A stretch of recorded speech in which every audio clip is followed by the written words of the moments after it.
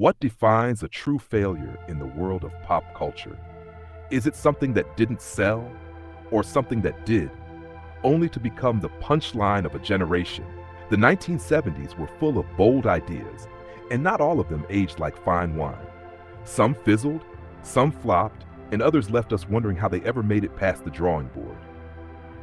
Let's rewind to a time when gas prices were climbing, bell-bottoms were in, and innovation often meant cutting corners. Take, for instance, a certain compact car that promised affordability and efficiency. It came from one of the most trusted names in American automobiles, but hidden beneath the sleek frame was a design flaw so dangerous it turned this success story into a scandal. A poorly placed fuel tank made low-speed crashes a fiery nightmare, and worse still, documents revealed that the company had done the math and decided lawsuits would be cheaper than fixing the issue. That car became more than a mechanical misstep.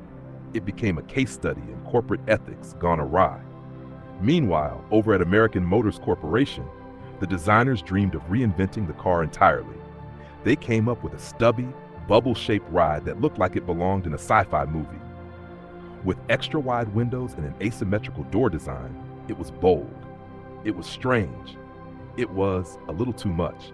People weren't ready to drive something that resembled a fishbowl on wheels.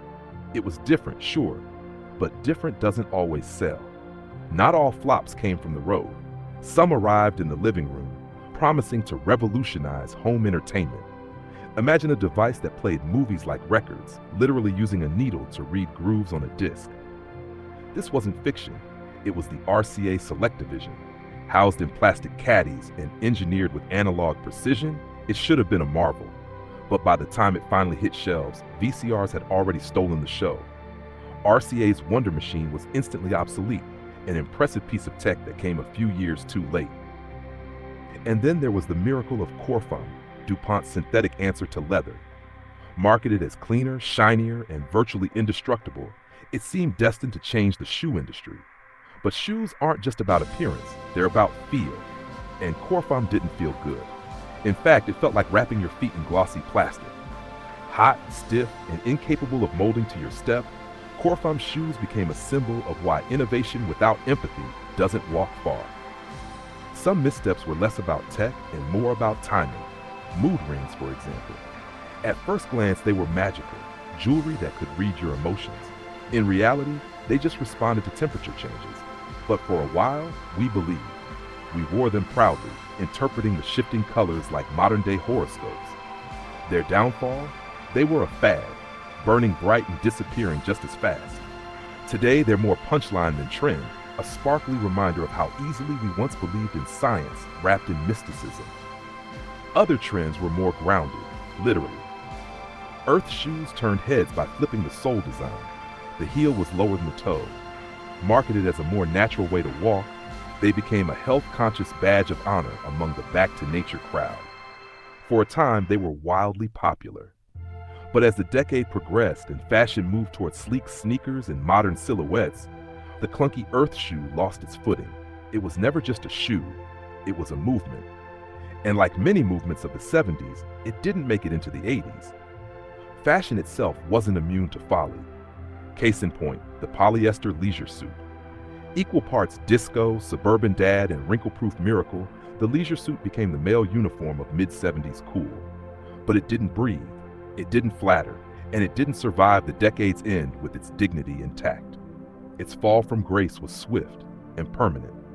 Now, it lives on as a symbol of what happens when comfort, convenience, and questionable taste collide. And speaking of missed opportunities, few are as painful as the one made by a toy company that ruled the shelves in the early 70s. They had Batman, they had Spider-Man.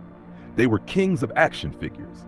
But when a young filmmaker approached them with licensing rights to a space opera nobody had heard of yet, they passed.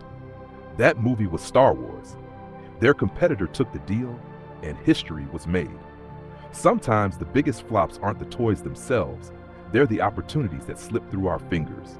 Technology tried to leap ahead in the 70s too, especially in response to the energy crisis. Enter the first solar-powered gadgets. From calculators to tiny novelty devices, these inventions promised a greener tomorrow. But early solar tech was weak. Your solar calculator only worked under direct sunlight or a really strong lamp. As a result, these gadgets were more about promise than performance. They taught us that the future may be solar, but until then, we'd need batteries. Not all failures came with buttons or engines. Some came in the form of a dessert pretending to be a salad. Watergate salad, with its blend of pistachio pudding, marshmallows, pineapple, and whipped topping, was a potluck favorite. Its name? A mystery. Its color? Bright green. Its legacy?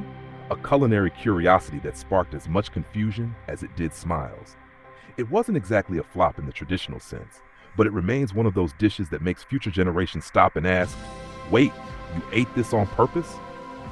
From misjudged fashion and ill-fated tech to sweet treats with scandalous names, the 1970s were filled with experiments that didn't quite go as planned. But maybe that's what makes them worth remembering. Not because they failed, but because they dared to try something new. So what 70s flops do you remember? The car that caught fire? The ring that read your mood, or tried to? Share your memories in the comments. And if this nostalgic trip through the decade's most daring disasters made you smile, don't forget to like, subscribe, and join us again next time on our journey down memory lane.